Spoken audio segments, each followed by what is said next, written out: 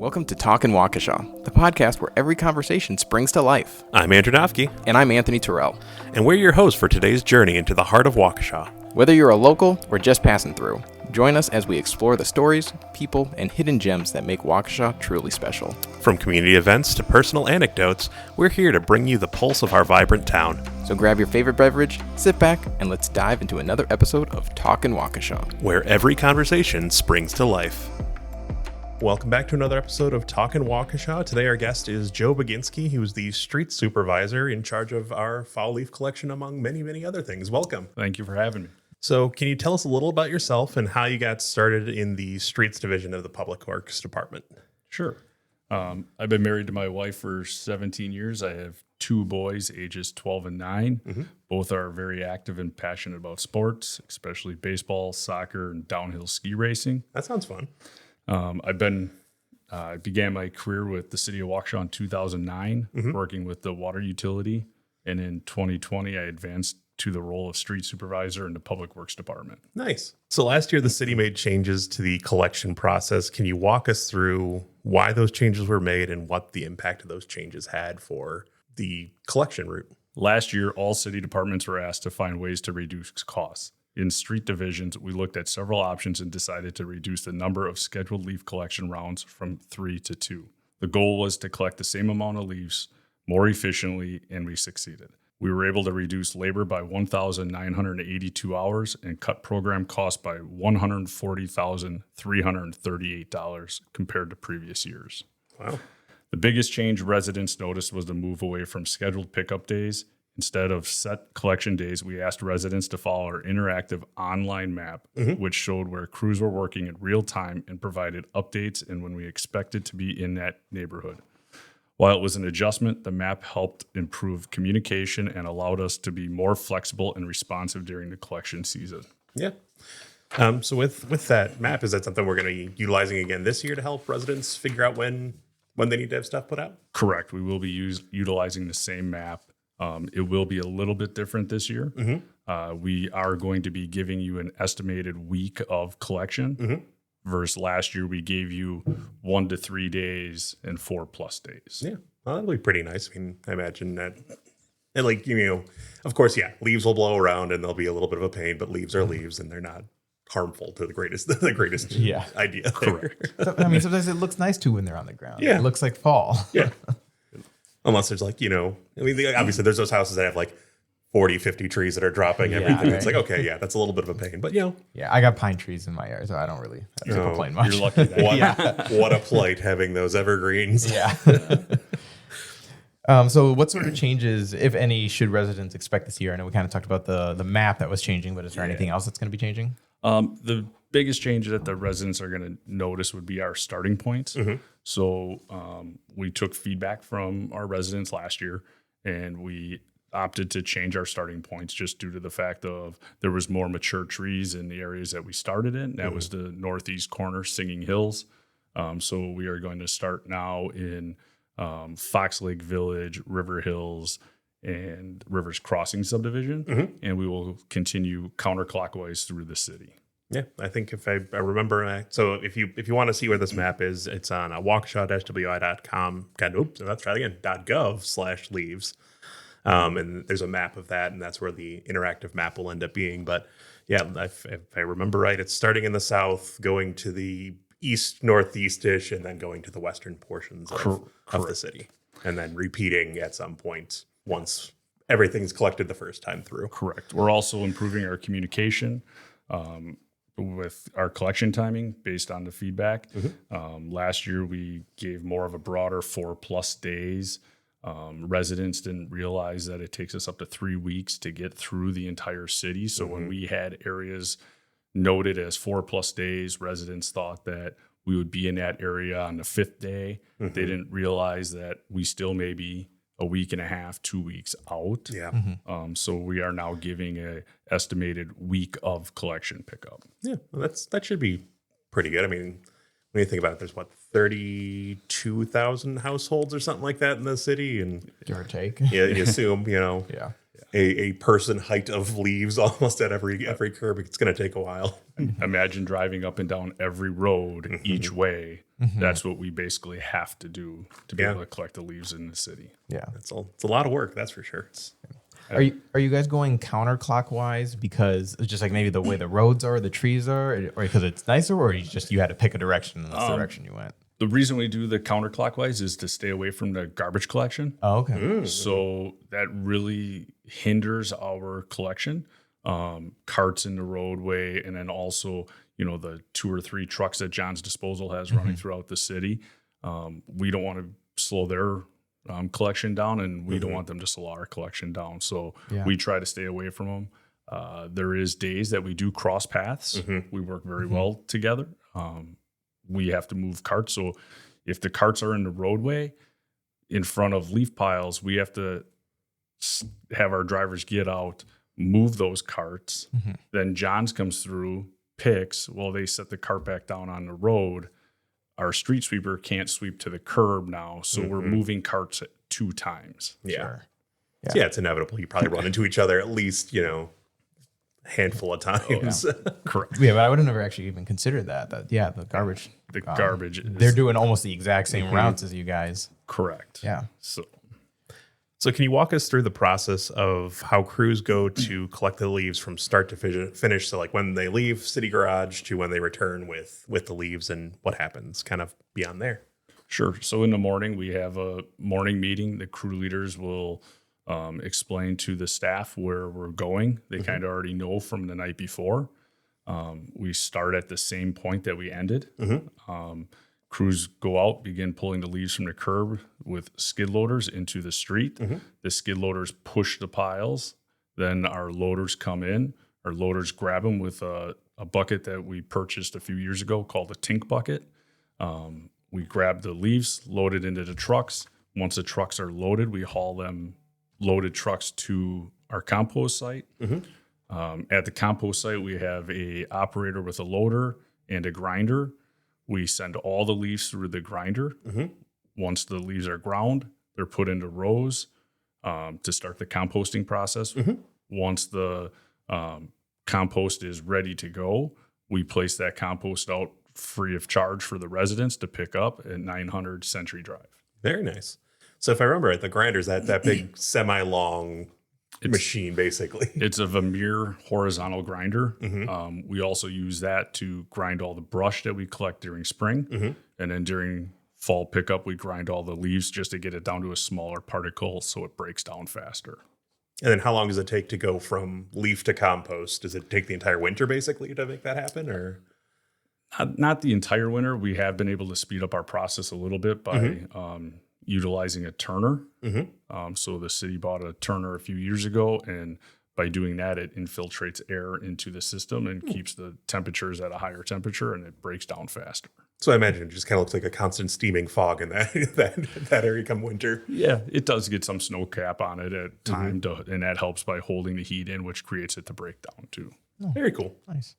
So what's the average daily or weekly volume of leaves collected? And then what does the city do with it? I know we kind of already talked about what they already do with them. But what is the average? You just have this number like out of your back pocket. It's like, obviously, this many tonnage. On average, we get about 113 to 115 loads a day. But we do hit peak levels of 200 loads a day, which is roughly about 2 tons of leaves per truckload.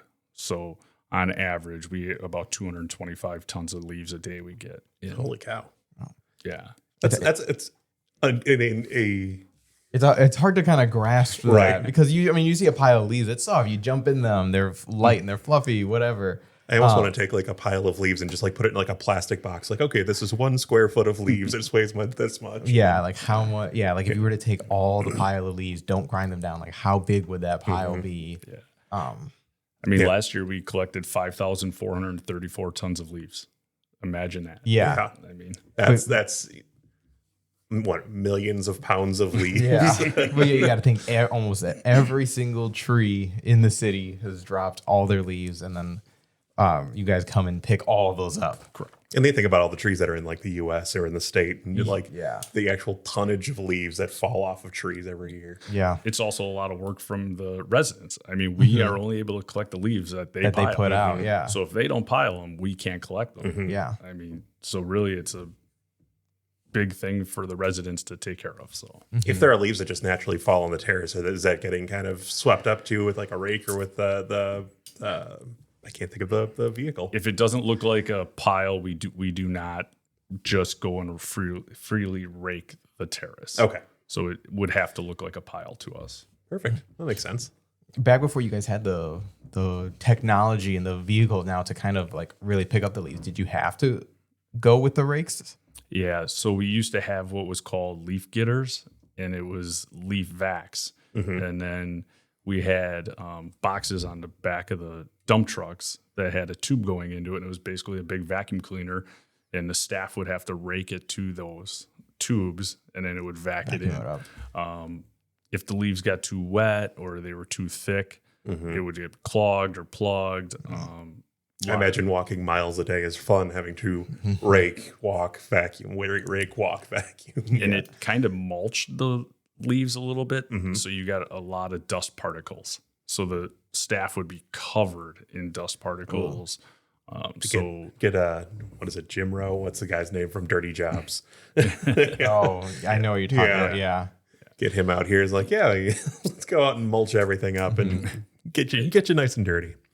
So speaking of crews, how many crews are typically assigned to leaf collection, and then how many people are in that crew? So like, how much staff does it take to do that single? It takes a minimum of 30 staff members to run the leaf operation. Wow. So we run 3 crews. Each crew is typically a crew of 9. Additionally, to those crews, we have 2 crew leaders that are out. The crew leaders respond to almost any problems right away. You know, so if our skid loaders are pulling, they use our brooms off of our street sweepers, our old brooms. If one of those breaks, it's their job to go and replace it. So they'll go and do that. Then we also have the loader operator who's running the grinder down at the compost site. And then each crew has a skid loader, a loader, a person that is using a backpack blower to work between the skid loader and the loader. So once the skid loader pulls the piles off the curb, then the backpack blower comes in and either rakes it or backpack blows it off of the curbway. And then each crew has 5 dump trucks, and then there's a street sweeper that follows the crews. Wow. Wow. Yeah. Yeah. And we implemented with the street sweepers a few years ago to have the sweepers dump ahead of the crew. They used to haul back to our shop and come back and then offload. We lost too much time in between. They would fill up so fast that they couldn't keep up. So we changed to have the street sweepers dump in front of the loader operator, and then they would just pick up that full pile and put it on a truck and haul it out. And do they kind of work where they just run in tandem, where one truck fills up, they run back to drop off, and the next one just comes up in line, and Correct. try and keep it in a cycle where there's not a lot of waiting? Yes. And then trucks like number 4 and 5, or 3, 4, and 5 as they are out, they'll come up and either help rake, move garbage carts and whatnot. There's always something to be doing. It sounds like it's a pretty well-oiled machine at that point. Yeah. Luckily, we have staff members that know the streets very well. It's a pretty routine thing that they do. We have shortened leaf season by 2 weeks also.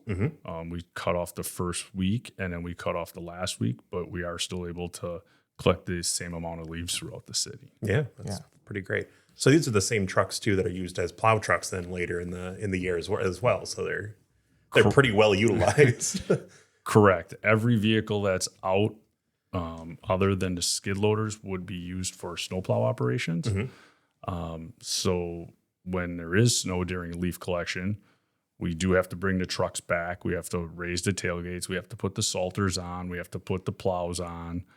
So early snowfalls for us are devastating to our leaf collection. Yeah, it's pretty hectic for that too. Yeah. Correct. So, and then once the snow is moved off to the side of the road, we end up having to break all those trucks back down, take everything apart, drop the tailgates, and now we go back out to leaf collection. So that sounds painful.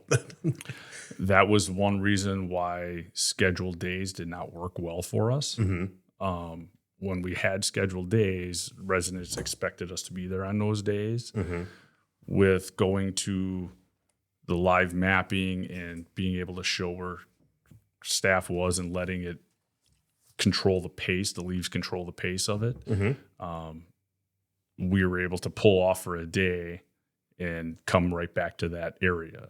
Yeah. Because I imagine it kind of hurt too. It's like, okay, we've lost a day for the snow. You lose a day for maintenance of setting up and tearing down from snow. So you have to, everyone's pushed back a large schedule at that point. And correct. And we have second shift staff mechanics, but trying to break down 25 dump trucks and then they still have other maintenance things if we don't have any breakdowns to do at night on top of it. So how long does it take roughly to switch a truck from leaf collection to snow? Probably anywhere from 25 minutes to 35 minutes, depending on if everything goes well. Yeah, so and that's perfect. And if you got all these trucks, then like that's a whole day's worth of work. And that would be 2 people. Yeah, so you have to put somebody in the bed of the truck, and then someone has to lift the tailgate with a forklift, and then you got to pin the tailgate up. Then you got 2 more pins for your salter, and yeah. I mean, it's still at the same time, like 20, like just half an hour basically to do that for a truck is still pretty impressive in my mind. Yeah, no, like I was expecting like, an hour, 2 hours. But then, with all those trucks too, the time, it just adds up real quick. Yeah, correct. Yeah. How do you coordinate leaf collection with regular day-to-day business that the street crews would typically be doing? Yeah, when leaf season starts, it's pretty much all hands on deck. Collecting leaves efficiently and on schedule requires a major effort. So most of our street staff are fully dedicated to the operation.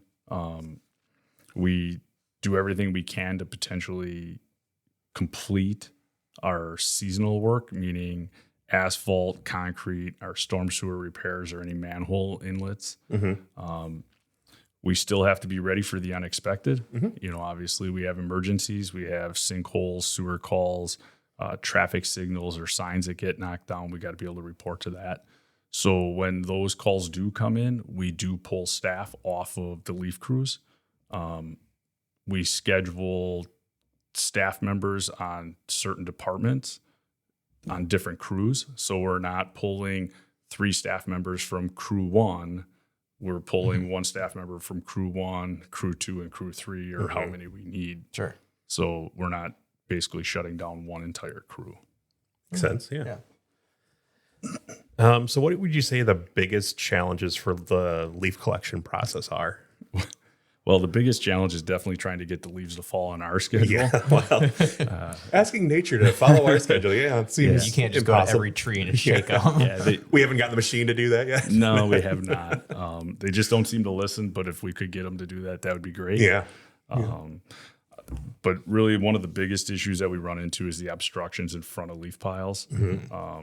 Things like parked cars, garbage carts, leaves placed too close to signposts or utility poles, trees, fire hydrants, things like that make it really difficult for us to get it away. Despite the challenges, the crew does a great job adjusting. They work around everything. If there's a parked car in the way, what they try to do is either, if it's a small enough pile, they'll rake it around it. If it's too large of a pile, someone will either try to go to the door, knock on the door to get a resident to move it, or we'll move up and then come back if we can make it. So, So in an ideal world, how much space around a pile should someone give their leaf pile to make it work for you guys? If you could give us 8 feet, you typically our getters are about 8 feet wide. With the skid loader attachment, if you can come in and give us 8 feet to turn. Nice. Another struggle is traffic. I mean, we got a lot of equipment moving out there. We understand that residents have places to be. the visibility in this equipment is not the greatest. It's kind of difficult. They got a lot of things to be watching for. So when traffic does pull up on them, close to them, or passes them at a high rate of speed, it is extremely dangerous for these guys. Yeah.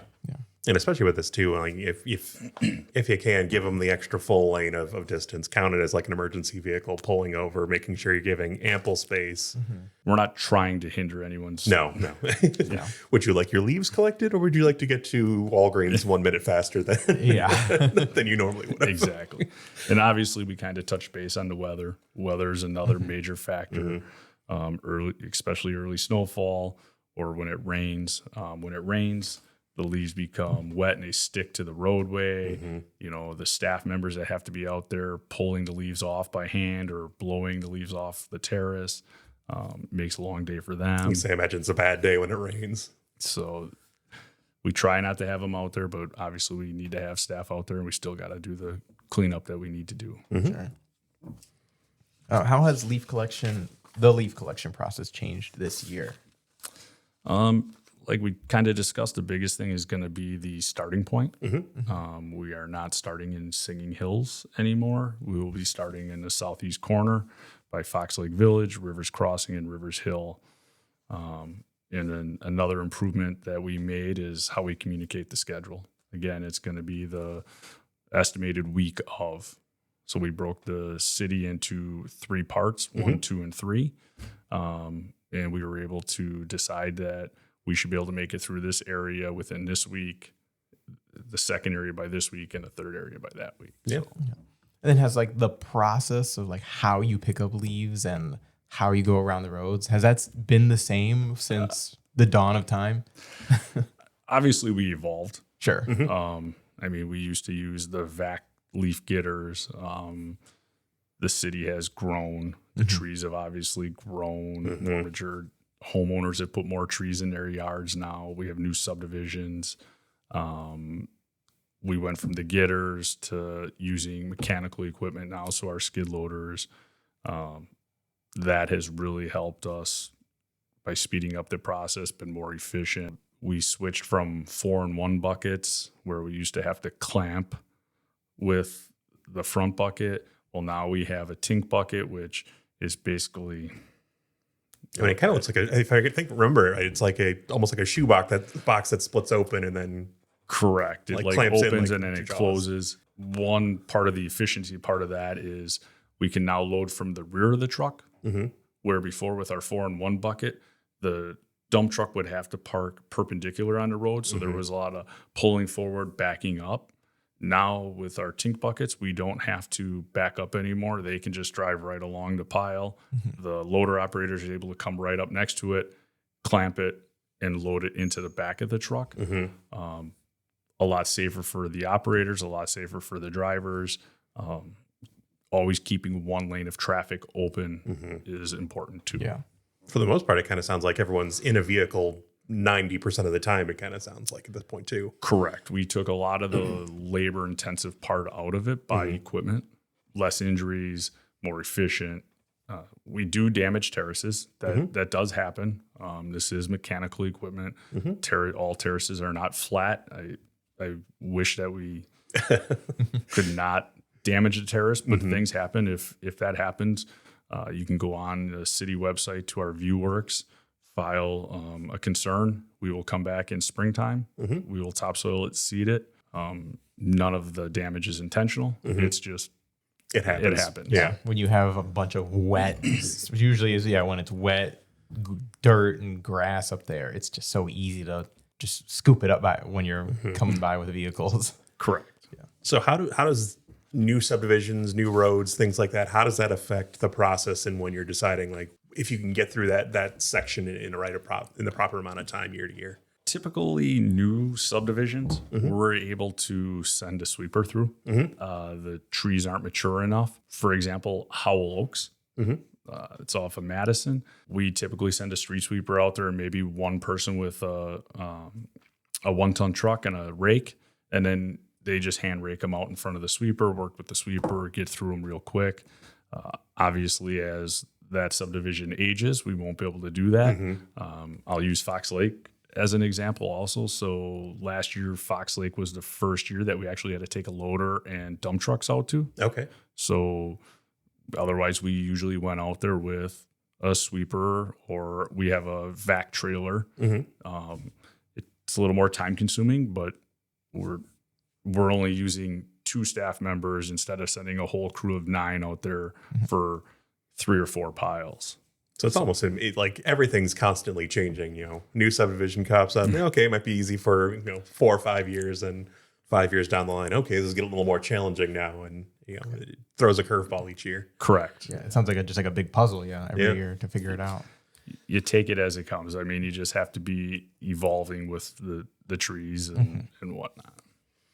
So we know that last year we got a lot of feedback from residents, and that's how things changed this year. So how does the city respond to resident feedback about the leaf collection process? We take the feedback seriously. We do our best to listen and make improvements where we can. While we understand that we're not going to make every resident happy, our goal is always to make decisions that benefit the majority and improve the overall efficiency of the program, and also keeping our goals in mind. Yeah. This year, we made several changes in response to the concerns we heard over the new leaf program. One of the big changes was we accepted leaves during our spring brush collection. That was typically never allowed in the past. We've also adjusted our starting point. That was on feedback, and we're now providing the residents with the approximate week of collection. So that was all on feedback that we received from last year's leaf collection. Yeah, and I think even bringing up that collecting leaves during the brush pickup, it kind of makes sense. Like, leaves aren't, like you said, leaves aren't going to cooperate with the schedule. So there's stuff that gets stuck under creates the lasagna of snow, basically. You gotta adapt to it a little bit, and while it's nice and easy to mulch it, it doesn't always provide the right option for every homeowner. Correct. I mean, I have a maple tree in my front yard. It didn't fall until late December. So even if we had the scheduled days or we had the time, we would not have been able to get those leaves anyway. Yeah, Sure. yeah. And you don't want to be mowing the lawn in December either. So why does the city ask residents to put their leaves on the terrace instead of in the streets when some other municipalities ask the opposite? That's a great question. It's actually because of our city's MS4 stormwater permit through the Wisconsin Department of Natural Resources. As part of that permit, we're required to take steps to reduce our phosphorus and other pollutants entering the stormwater system. So when leaves are placed in the street, especially near storm drains, rain can wash these directly into the storm sewer system. As the leaves break down, they release phosphorus, which contributes to water pollution in the local rivers, lakes, and streams. By asking residents to place the leaves on the terrace, this helps prevent runoff and protects our water quality. Makes sense. I can't complain about that. How do we follow up with that? I was like, I'd like to see someone argue that now. All right, there's a logical, sound, scientifically backed, DNR backed response. So there's no comedy or commentary that can come from this.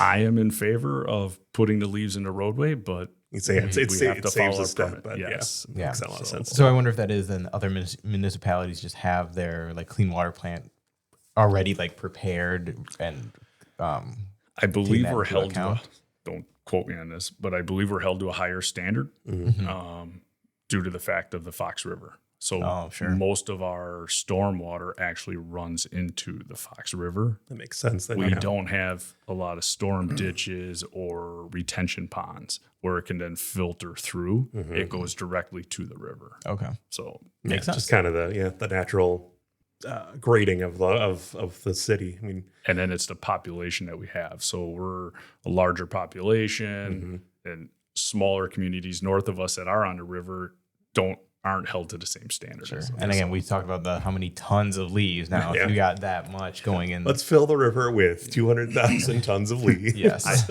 I ask every year, is there a way we can get the leaves on the road? Because that would just save you guys an extra step, It right? would save a lot of extra work. Yeah. It would, we wouldn't have the person on the walking in between the skid loader and the loader. We wouldn't have the terrace damage. Yeah. Everything would be out on the road already. So it is dangerous to have the leaves on the road. I understand that.